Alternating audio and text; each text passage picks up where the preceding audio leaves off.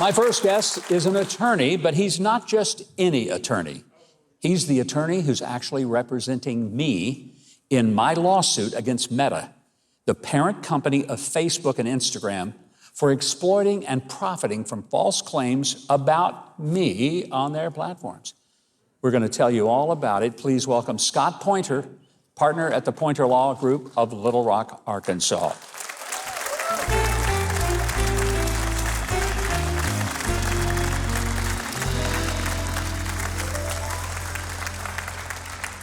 Scott, in 7 years of doing this show, I've never done a segment that is really about me. But this time it is.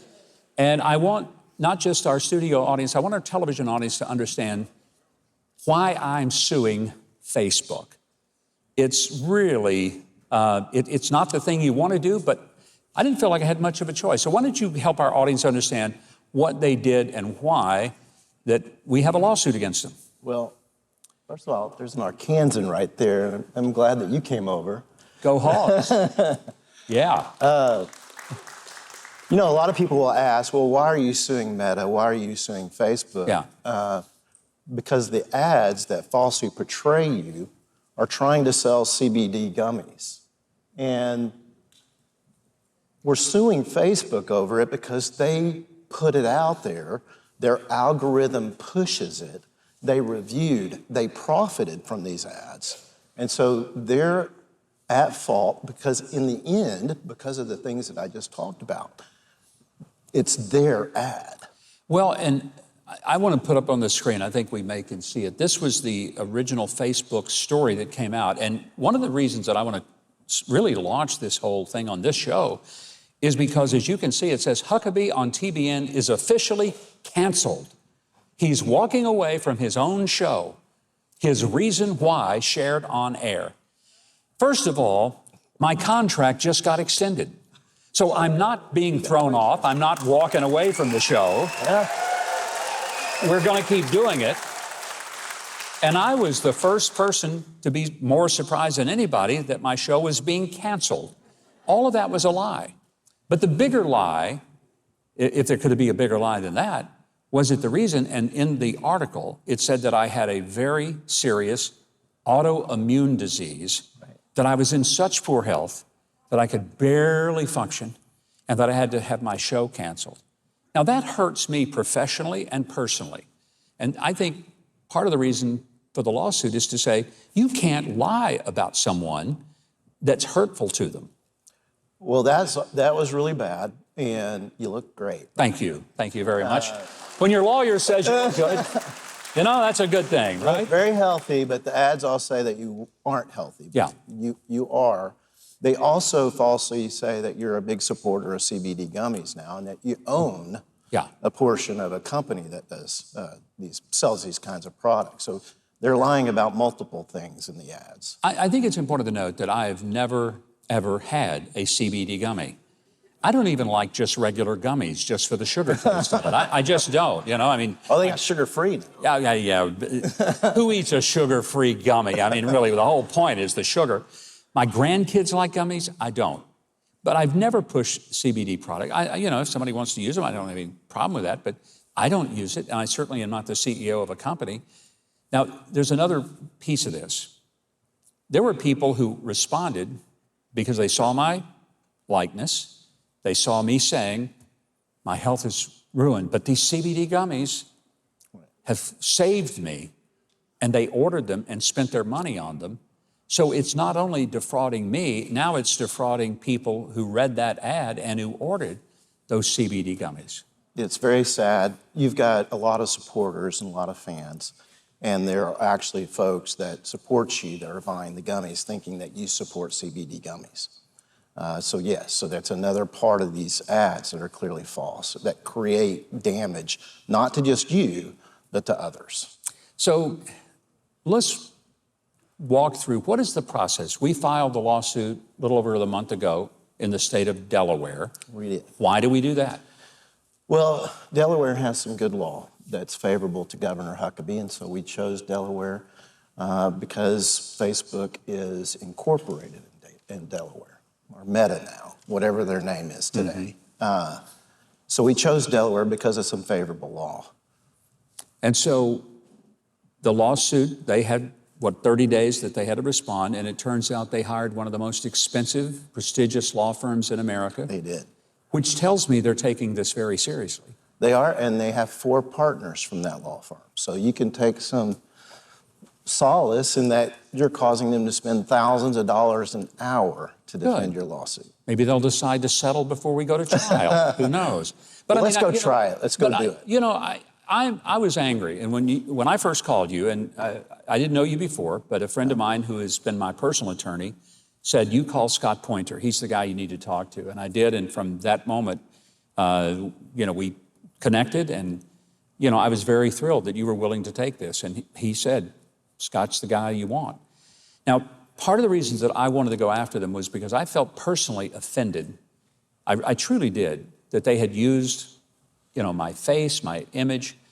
They made up a whole bunch of quotes that I was supposed to have said that I never said. Right. And to me, for all those people who believe in what I say and what I do, I don't want them thinking that I'm out there hawking something that I've had no affiliation with. Particularly when it's something that you're against. But like I said before, the harm is not to just you, but a lot of your supporters that went online and bought the products. Scott, I want to delve into the fact that Facebook typically says, we don't have anything to do. That was somebody, they used that, and it has nothing to do with us. Now, here's why that is a big lie. Mm-hmm. Facebook has put me in Facebook jail because they didn't like something that I posted. I have dozens of friends who have had their content censored by Facebook because Facebook said, oh, you can't talk about COVID, or you can't talk about elections. You can't, whatever it is that they can't talk about. So if Facebook can monitor somebody who only has a few hundred followers, as they sometimes do, let me just ask out of curiosity, have any of you who use Facebook, have any of you ever been put in Facebook jail? Have you gotten in trouble? Yeah, okay, several of you have. Those of you that haven't, what's wrong with you? But I mean, seriously, there's probably a couple of dozen, maybe 3 dozen of you that just lifted your hand. So I got 2.3 million followers on Facebook. Are you telling me that they have no idea what's going on, but they monitor people who may have 300 followers? Right. Well, I've been in Facebook jail. You have, okay. And so I like experienced, you better. Yeah. And also, Poynter Law Group has a Facebook page where I make entries, and I've been denied certain blog posts that I've put up there. So I know, just as well as you do and your audience members, that they do review content. But additionally, here they got paid for that content because they can push it through the algorithm. If you tell your wife, hey, I really like that new Ford Expedition, and you just say it, some of us think that our phones must be listening to us because all of a sudden on Facebook, you start getting all the Ford Expedition ads, right? Yeah. So they are listening, they are watching, they are reviewing, they are getting paid for it. The truth is, Facebook, 98% of their revenue is from advertisements. They're an advertising company. Yeah.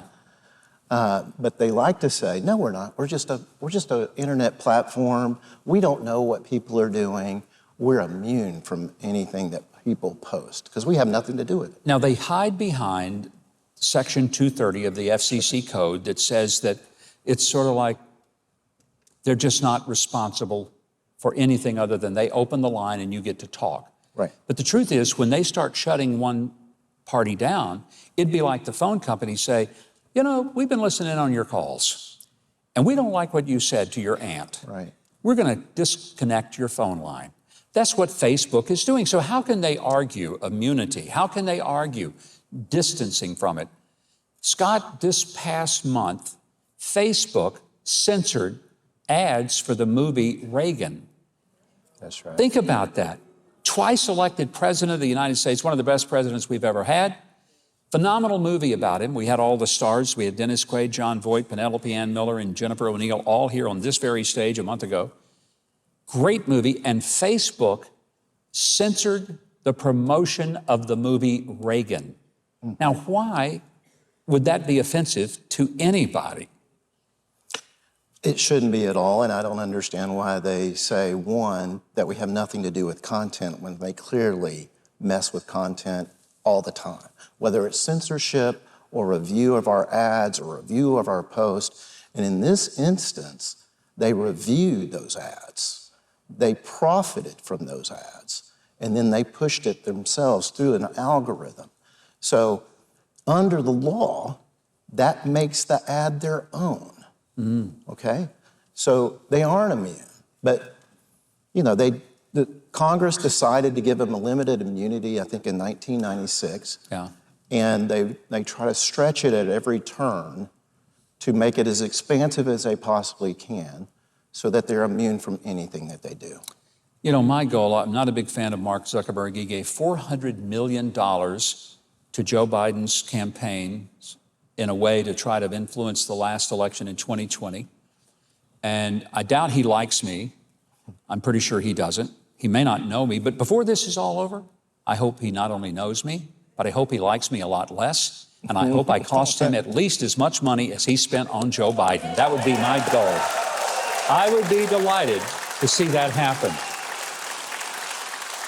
And I have a feeling you would be delighted to. Well, I was going to say me too, because we're on a contingency fee agreement. So I'm all in on that, Governor. The more the merrier.